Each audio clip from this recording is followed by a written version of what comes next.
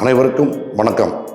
திருப்பூர் தெற்கு மாவட்டம் வெள்ளக்கோயில் நகரச் செயலாளர் எஸ். முருகானந்தம் ஆகிய நான் நடைபெற்று கொண்டிருக்கின்ற கலைஞர் அவருடைய நூற்றாண்டு விழாவில் மறைந்தும் நம்மோடு வாழ்ந்து கொண்டு இருக்கின்ற தலைவர் கலைஞர் அவர்களுடைய எண்ணற்ற சாதனைகளில் ஒரு சில சாதனைகளில் உங்களிடம் சொல்ல விரும்புகிறேன்.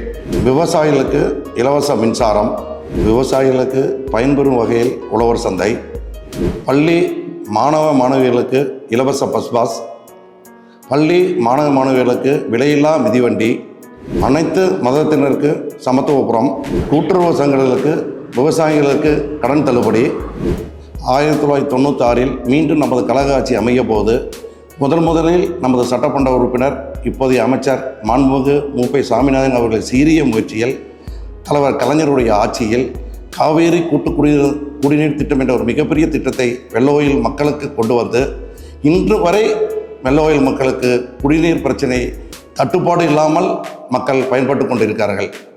மீண்டும் 2006 நமது கழக ஆட்சி அமைய போது வெள்ளக்கோயில் பொதுமக்களின் நீண்ட நாள் கோரிக்கையான மயில்ரங்கத்தில் அமராவதி ஆற்றின் குறுக்கே மேம்பாலம் கட்டப்பட்டது.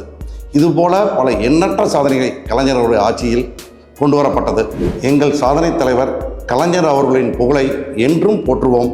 நன்றி, வணக்கம்.